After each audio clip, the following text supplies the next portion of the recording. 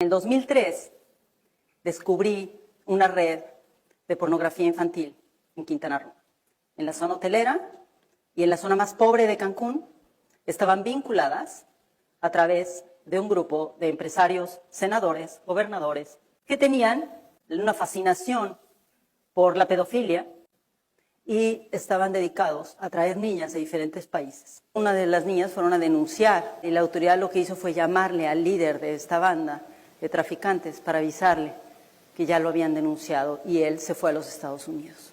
El empresario se llama Jan Sukarkuri y puedo decir su nombre porque ganamos el caso y está preso. Él había traído, hasta donde yo pude documentar, 200 niñas y niños a la zona hotelera de Quintana Roo, de Cancún, frente al mar, a donde venían empresarios y políticos a tener sexo con niñas entre 4 y 13 años.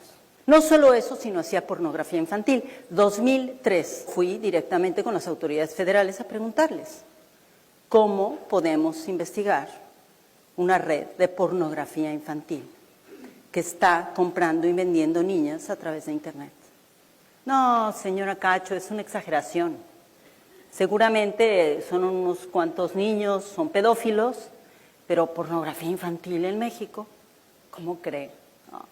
Y encontré un hacker y nos metimos en el Deep Web por primera vez. Imprimí 300 fotografías de hombres adultos con niñas y niños menores de 13 años. Senadores, gobernadores y empresarios multimillonarios mexicanos y extranjeros. Pero se quedó en mi cabeza una idea, ¿cómo vamos a encontrar a estas niñas y niños? Mientras esto sucedía, y yo hacía la investigación, escribí toda la historia.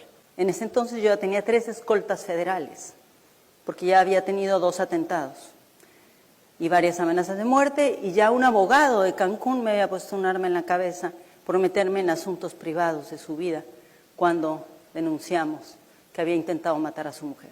Él entró a mi oficina y enfrente de mi escolta federal me ofreció $1 millón para mi organización, de parte de un hotelero y de un senador mexicano. Me dijo, mire, usted, señora Cacho, no va a sobrevivir, no va a poder publicar ese libro que quiere publicar. Nadie sabía que yo iba a publicar un libro, excepto, por supuesto, la Secretaría de Gobernación, que tenía investigados mis teléfonos.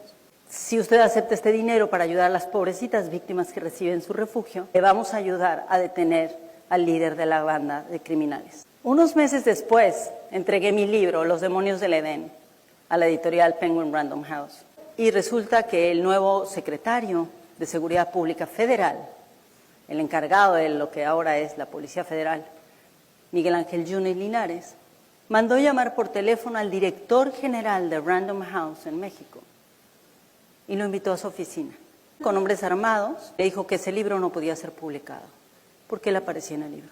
2 meses después estábamos presentando el libro en la Ciudad de México y para ese momento ya habíamos rescatado a 200 niñas y niños. Ya tenía los nombres, los apellidos, ya sabíamos quién eran sus madres, sus padres. En 5 casos no pudimos contactar a la familia porque la familia fue quien vendió a sus hijos e hijas. Adquirí las llamadas telefónicas en las que uno de los miembros de la red criminal llamaba por teléfono a Jan Sukarkuri y le explicaba que cada niña costaba $3,000 como cuota principal. Y después de los $3,000 tenía que pagar, además, los papeles. Mientras estaba haciendo esta investigación, llegó la policía aquí a Cancún, afuera de mis oficinas, vestidos civiles, 10 sujetos armados, y mi escolta se quedó inmóvil. Me secuestraron y durante casi 24 horas me torturaron. Me dijeron quién los había mandado, el gobernador de Puebla. Me dijeron por qué razones, por haber publicado Los demonios del Edén y porque me había metido en la vida privada de todos estos senadores, gobernadores y empresarios. Afortunadamente yo había hecho toda una estrategia de seguridad en caso de, y los medios se enteraron a tiempo.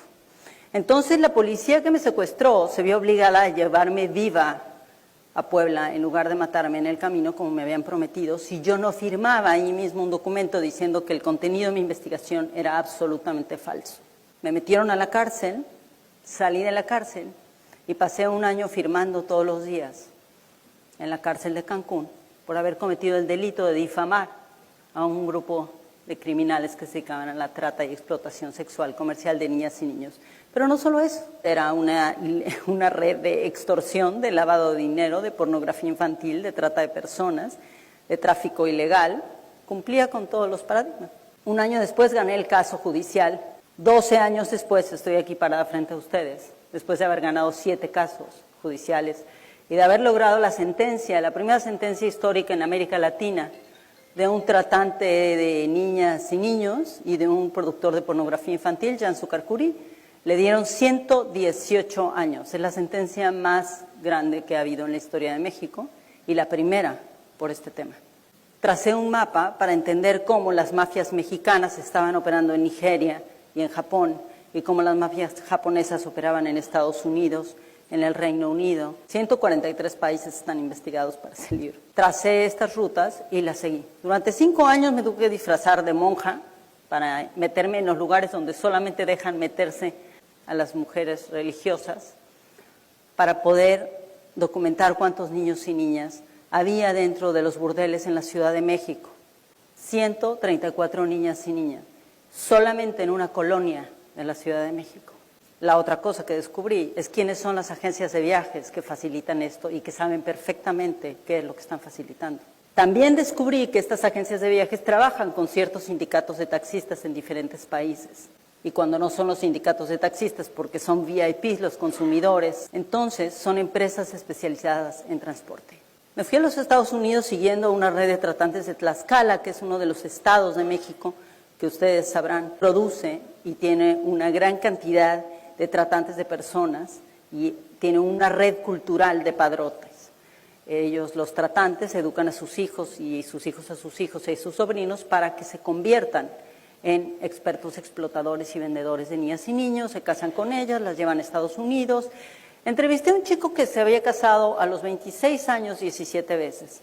Le había llevado a las esposas a los Estados Unidos y ahí los descubrieron y los metieron a la cárcel gracias a una investigación colectiva periodística que hicimos varios.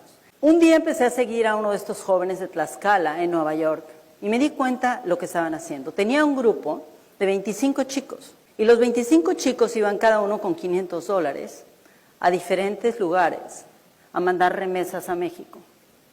Las remesas iban a Puebla y a Tlaxcala. Era dinero producto de la explotación sexual comercial de niñas, mujeres y jóvenes.